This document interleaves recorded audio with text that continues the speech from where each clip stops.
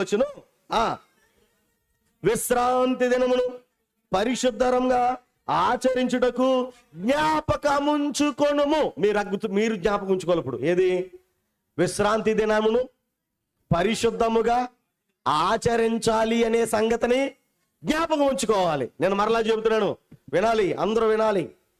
మీరు జ్ఞాపకం ఉంచుకోవాలి. పరిశుద్ధంగా ఆచరించడం జ్ఞాపకం ఉంచుకోవాలి. ఏ దినము? విశ్రాంతి దినము. వాస్తవానికి ఈ సంగతులు మోషే ద్వారా ఇశ్రాయేలీయులకు చెబుతున్నటువంటి సంగతులు. ఇప్పుడు చరిత్ర అంతా చెబితే ఎక్కువ టైం అయిపోద్ది. మనకి తర్వాత జరిగే చాలా కార్యక్రమాలు ఉన్నాయి కనుక సింపుల్గా ఒక 5 వచనాలు చూపించి నేను ముగిస్తాను. జాగ్రత్తగా మీరు వినండి. ఇది అసలు ఇక్కడ రావడానికి గల కారణం కూడా ఒక సంగతి. 6 జనులోనికి వెళదాం. ఆది కాండము మీరు బైబిల్ చూస్తేనే అర్థమవుతుంది అందరూ కూడా. ఆది కాండము 2వ అధ్యాయము 1వ వచనం నుంచి చూద్దామా? 1వ వచనం నుంచే 2వ అధ్యాయం. ఆది కాండము 2వ అధ్యాయము 1వ వచనం నుంచి. ఆకాశమును భూమియు వాటిలోనున్న సమస్త సమూహమును సంపూర్తి చేయబడెను. ఎవరి చేత? దేవుని చేత సంపూర్తి చేయబడెను. దేవుడు తాను చేసిన తన పని 7వ దినములోగా. ఎన్నో రోజు? ఇప్పుడు చెప్పాల్సింది ఏంటంటే వారముల పేర్లు చెప్పుము.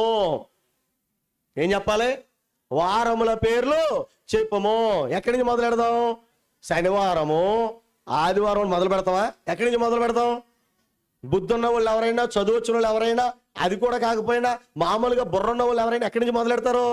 ఆదివారము, సోమవారము, మంగళవారము, బుధవారము, గురువారము, శుక్రవారము.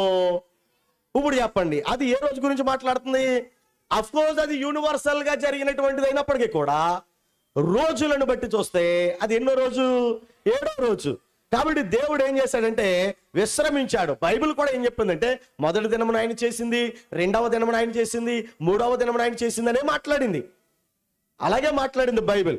కాబట్టి 7వ రోజు వచ్చేటప్పటికి 7వ దినములోగా సంపూర్తి చేసి తాను చేసిన తన పని అంతటి నుండి 7వ దినమున విశ్రమించెను. అందుకే ఇశ్రాయేలీయులతో మోషే ఏమని చెప్పాడు?